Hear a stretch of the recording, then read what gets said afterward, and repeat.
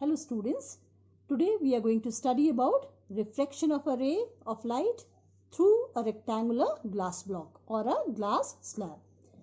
While drawing the ray diagram, you have to be very careful. So what you are going to do, we'll be drawing a glass slab, the rectangular glass slab with the help of a pencil, and then we'll draw a normal to the surface of the glass slab and draw an incident ray which is incident obliquely to the glass slab, making an angle of incidence I. Because the ray is moving from air into the glass medium, following the rules, we'll say the ray is going to bend towards the normal, making an angle of R as angle of refraction. Now once this ray reaches the second surface of the glass slab, the ray is moving from glass to air now, and the ray will move away from the normal by making an angle of E, which is angle of emergence. If there won't have been any glass block, the incident ray would have followed this straight line path which has been indicated by dotted line. So while you are drawing the emergent ray, you have to make parallel to the incident ray which has been extended forward. So without measuring the angles, you can draw a correct diagram. Now you'll be labeling number of parts: the incident ray, the refracted ray, and the emergent ray. Angle of incidence, angle of refraction, and angle of emergence. The ray has been displaced by L, which has been indicated as lateral displacement, and this will be the perpendicular distance between the incident ray extended forward and the emergent ray. Now comparing the equal pair of angles. In the diagram, you can easily understand that angle I will be equal to angle E and angle R will be equal to angle R dash. R and R dash are alternate angles, so this pair of angles will be equal. Now coming on to factors affecting the lateral displacement. The lateral displacement depends on the following factors: thickness of the glass slab, angle of incidence, refractive index of the glass slab, and color of light. More the thickness, more will be the lateral displacement. More will be the angle of incidence, more will be the lateral displacement. If the refractive index of the glass slab is more, then the lateral displacement is going to be more. A violet color of light will get displaced more than the red color of light. Or we can say the lateral displacement is going to be more for the violet color of light, and it is going to be lesser or least for the red color of light. Now we are going to do a glass prism. What is a prism? A prism is a transparent medium bounded by 5 plane surfaces with a triangular cross section. If you see in the diagram, I have drawn a triangular prism. Now anytime when you are drawing the prism, you will be drawing an equilateral prism while drawing the ray diagram. And you will be drawing the normal on the face AB of the prism first and draw an incident ray which is incident obliquely, making an angle of incidence as I.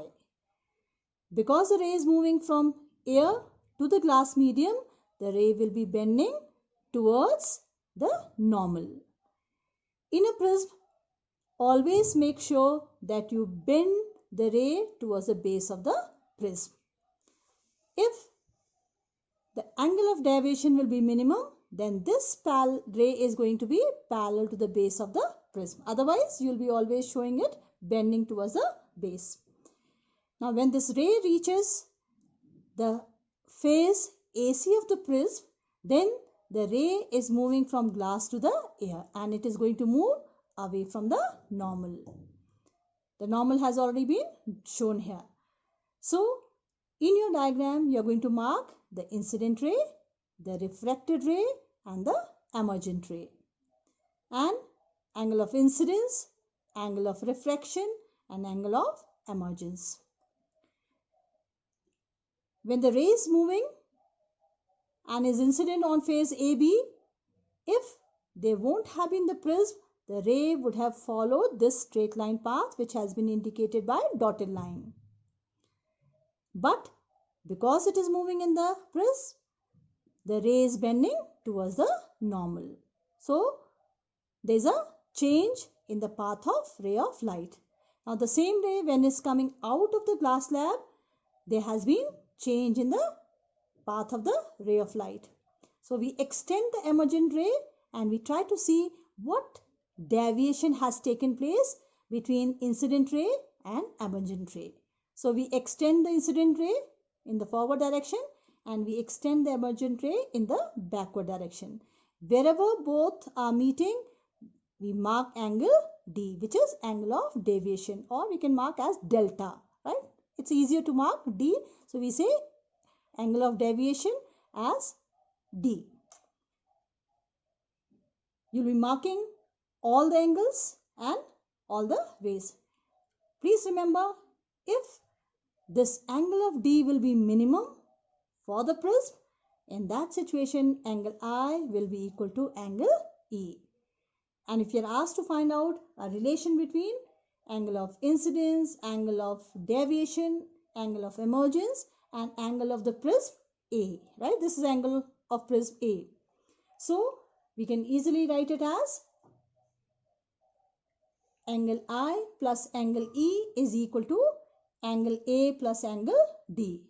Or we can say angle of incidence plus angle of emergence will always be equal to angle of prism plus angle of deviation.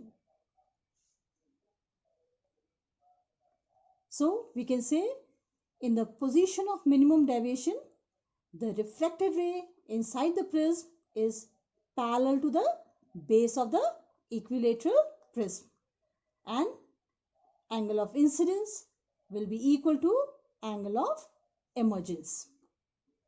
Now coming on to the factors affecting the angle of deviation. The angle of deviation D produced by a prism depends on the following 4 factors. Number 1, angle of incidence. Number 2, angle of prism. The color of light and refractive index of the prism. One by one, we'll understand about these factors.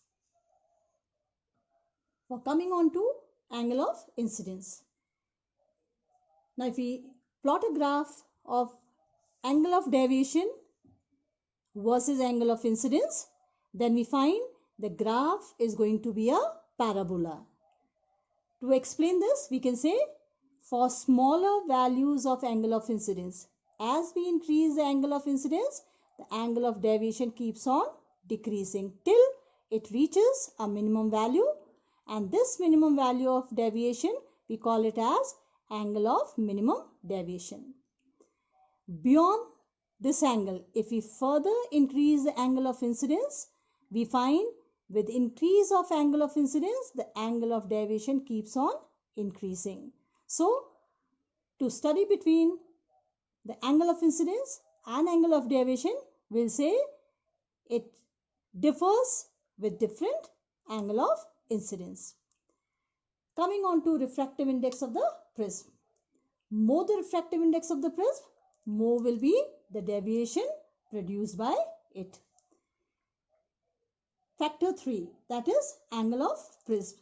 More the angle of prism, more will be the angle of deviation produced by the prism. And the last comes the color of light. A given prism deviates the violet color of light the most and the red color of light the least.